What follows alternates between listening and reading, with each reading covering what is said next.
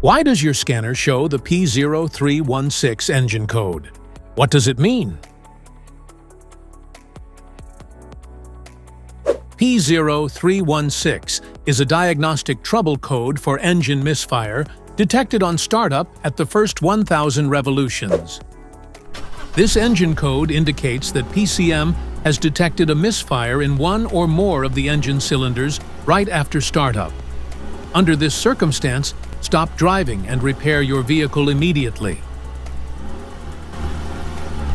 So what causes this imbalance here are the most common culprits. This error could be caused by these possible faults in your car.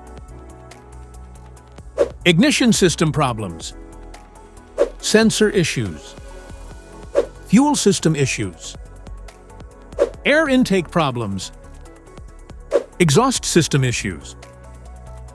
Each DTC code corresponds to a specific issue in your vehicle.